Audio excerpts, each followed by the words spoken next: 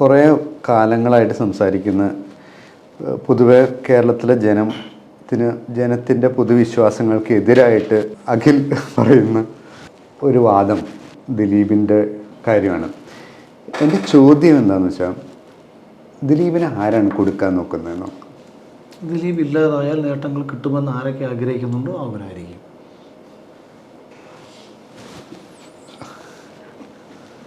അല്ല, അത് എനിക്കും പറയാവുന്ന ഉത്തരമാണ്.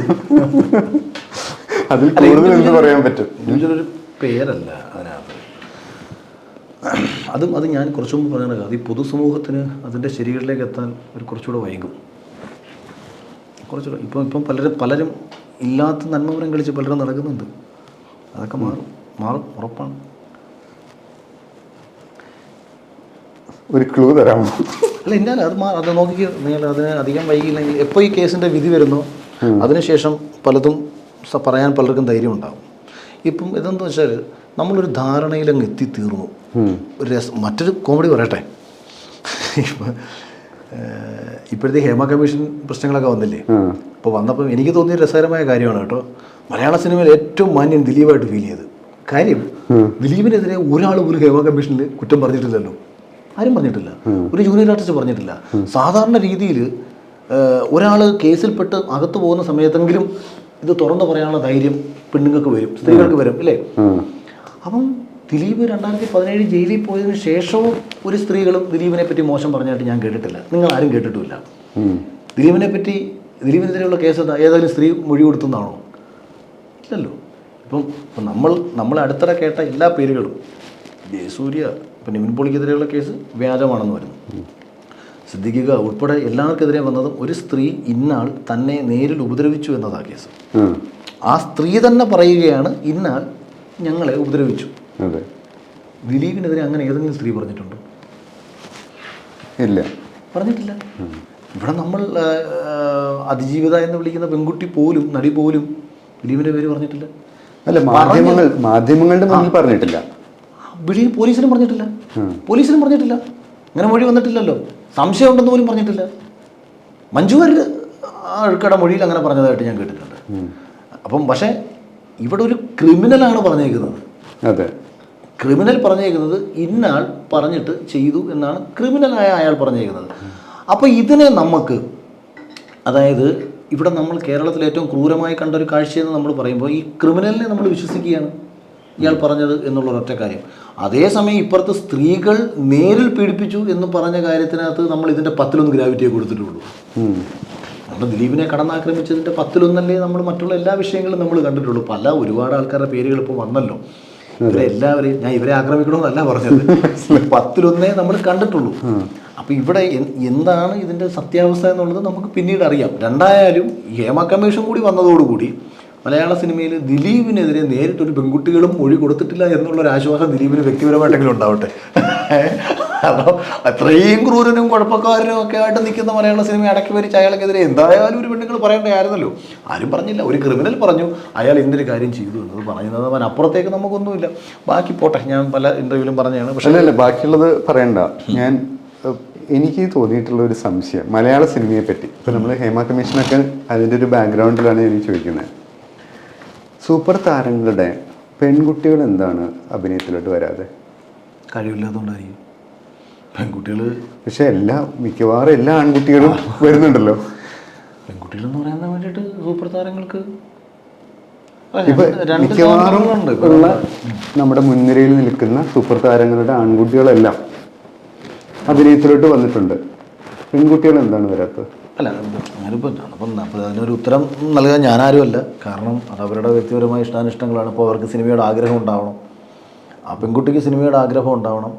1, 2 സിനിമയിൽ വന്നാൽ അവർക്ക് നിലനിന്ന് പോകാൻ കഴിയുമെന്നുള്ള ഒരു ശാരീരികമായിട്ടും അല്ലാതെയുള്ളൊരു ധൈര്യമുണ്ട്. അപ്പം പ്രിയദർശൻ്റെ മകളാണ് കല്യാണി പ്രിയദർശിനി, മേനക സുരേഷ് കുമാറിൻ്റെ മകളാണ് കീർത്തി സുരേഷ്. രണ്ടുപേരും ഇന്ത്യയിൽ തന്നെ ശ്രദ്ധിക്കപ്പെടുന്ന സിനിമകൾ ചെയ്തിട്ടുണ്ട്. അവർക്ക് അതിനുള്ള ഒരു ശാരീരിക സ്ട്രക്ചറും അല്ലെങ്കിൽ അഭിനയിക്കാനുള്ളൊരു കഴിവും ആഗ്രഹവും ഒക്കെ ഉണ്ടായിരിക്കാം. ഇവരൊക്കെ സൂപ്പർ താരങ്ങളല്ലല്ലോ. അല്ല, ഞാൻ പറഞ്ഞത് അല്ല, അവർ വരുന്നതിനുള്ള ഒരു ഘടകം ഇതായിരിക്കാം. ഇനിയിപ്പോൾ സൂപ്പർ താരങ്ങൾ എന്ന് പറയുമ്പോൾ മമ്മൂക്കയുടെ മക്കളെ സംബന്ധിച്ചെടുക്കുമ്പോൾ അവരൊക്കെ വന്നിരുന്നെങ്കിൽ ഒരു പക്ഷേ ഇവർക്ക് ഒരുപാട് കാലഘട്ടങ്ങൾക്ക് മുൻപേ വരണമായിരുന്നു. ആ കാലഘട്ടത്തിൽ ഇപ്പം മമ്മൂക്കയുടെ മകളെ സംബന്ധിച്ച് ആ കാലഘട്ടത്തിൽ മലയാള സിനിമയിൽ ഒരു അഭിനേത്രിക്കൊപ്പം പിടിച്ചു നിൽക്കാനുള്ള കഴിവ് ഉണ്ടോ ഇല്ലയോ എന്നുള്ളൊരു കൺഫ്യൂഷൻ കൂടി വരുമല്ലോ. നായകന്മാരെ സംബന്ധിച്ച് നല്ല കഥകളുണ്ടാക്കി മെനഞ്ഞെടുത്ത്, ഇപ്പം ഞാൻ കുറച്ച് മുമ്പ് രാഹുൽ ഗാന്ധിയുടെ കാര്യം പറഞ്ഞ കണക്കാണ്, നമ്മളെ പ്രണവ് മോഹൻലാലിൻ്റെ കാര്യം. ഇദ്ദേഹത്തിനൊരു താല്പര്യമില്ല സിനിമയിലാണ്. ഇദ്ദേഹത്തെ നിലനിർത്തണം എന്നുള്ള വാശിപ്പുറത്ത് കൊണ്ടു നടന്ന് അഭിനയിപ്പിച്ച് കുറച്ച് സിനിമകളങ്ങ് ചെയ്യിച്ച് വിടുകയാണ്. ആഗ്രഹമില്ലാത്ത ഒരാളെ അങ്ങനെ ചെയ്യണം. മറ്റേ അത് വലിയ കാര്യം എനിക്ക് അങ്ങനെ പ്രത്യേകിച്ചൊന്നും തോന്നാറൊന്നുമില്ല. അത് അവർക്ക് മറ്റു പ്രത്യേകിച്ച് കാര്യങ്ങളും ഒന്നും ഉണ്ടാവത്തുമില്ല. ഈ മേഖലയിലുള്ള സ്ത്രീകളുടെ സുരക്ഷിതത്വം അതിനൊരു ഫാക്ടറായിരിക്കും. ഭാര്യമാർ സിനിമയിൽ നിന്ന് എന്തായാലും വിവാഹം കഴിച്ചിട്ടുള്ളവരുണ്ടല്ലോ ഒരുപാട് പേര്. ഇന്നിപ്പം ഞാൻ പറഞ്ഞോട്ടെ, ഇപ്പം ഇന്നലകളിൽ എൻ്റെ ഭാര്യ മോശക്കാരിയായിട്ടിരുന്നോട്ടെ, ഞാൻ കല്യാണം കഴിച്ചതിന് ശേഷം സിനിമയിലോട്ട് വിടുന്നില്ല എന്നൊന്നും ഇല്ലല്ലോ. സിനിമാ മേഖലയിൽ നിന്ന് വന്ന ഒരു നടിയെ ഒരാൾ വിവാഹം കഴിച്ചിട്ടുണ്ടെന്നുണ്ടെങ്കിൽ ആ മേഖലയിൽ നിന്ന് തന്നെയല്ലേ അയാൾ കെട്ടിയേക്കുന്നത്.